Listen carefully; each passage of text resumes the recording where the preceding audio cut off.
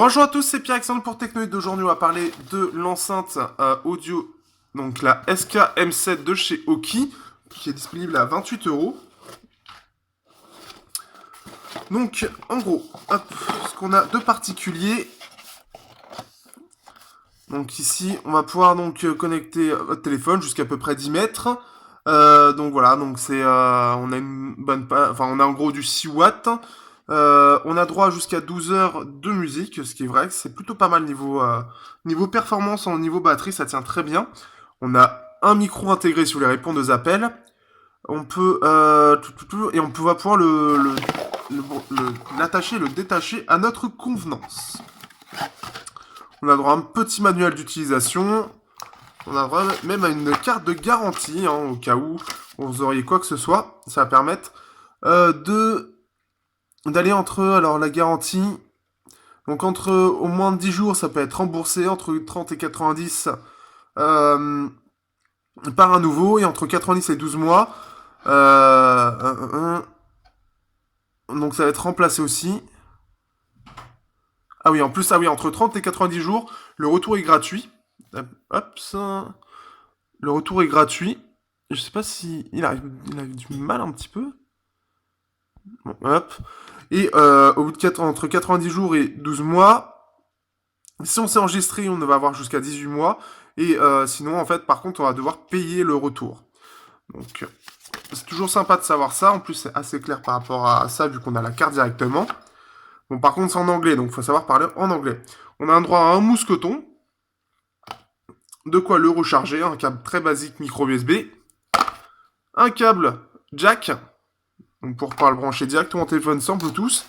Et voici la bête. Donc voilà, c'est une belle bête. Donc en entrée, c'est du 1 ampère, donc pour le rechargement, donc il n'y aura pas de charge rapide, bien évidemment. On a droit ici à la partie en plastique là pour mettre le mousqueton. On voit ici, alors on voit les deux haut-parleurs ainsi que la partie centrale pour les basses. On voit qu'on peut décrocher et faire pause ou play. Et on peut voir donc le volume plus ou moins, voir si on reste longtemps, changer de musique. On peut faire une entrée micro alors voilà, une entrée micro et une sortie. Donc ça c'est toujours bon à savoir. Et on a voilà la touche on/off, donc pour l'éteindre ou l'allumer. Et après il se met directement en fait directement en mode pairage.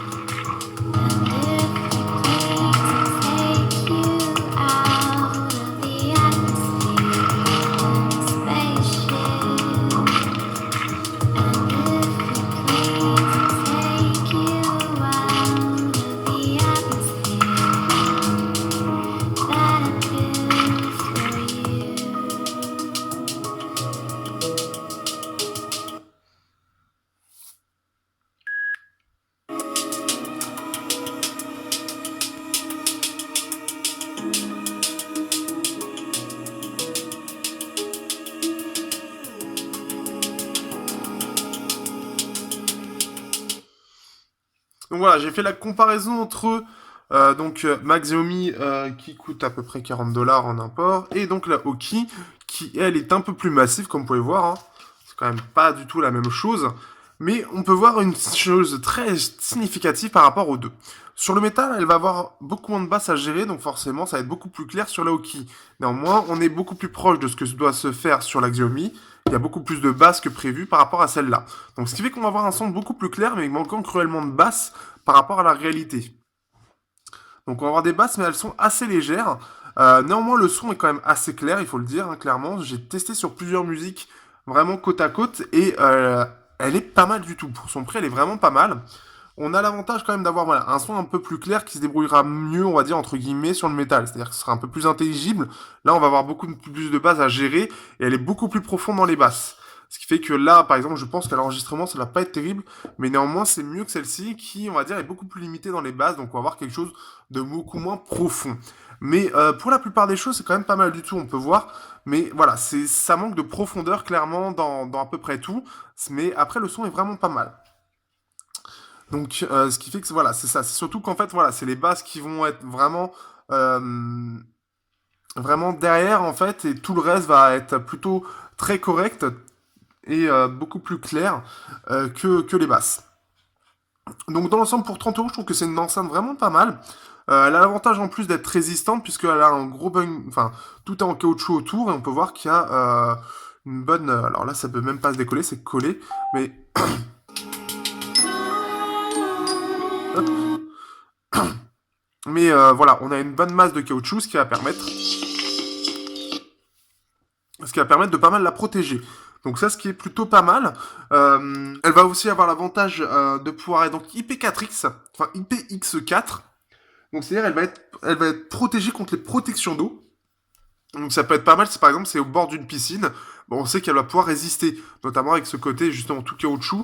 À mon avis, c'est plus par ici que ça a un peu plus de danger et c'est un peu moins. Donc ce qui fait que ça en fait une enceinte quand même qui est pas mal du tout pour son prix.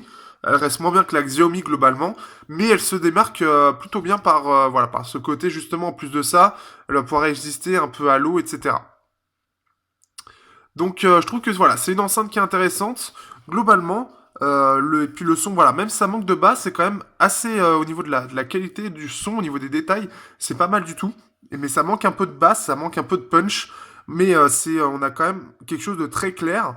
Donc ça pourrait être pas mal pour des environnements où on cherche plus à avoir quelque chose de clair plutôt que quelque chose qui est un peu plus réaliste, comme la I où on aura beaucoup plus de basse, donc ce sera peut-être un peu moins agréable.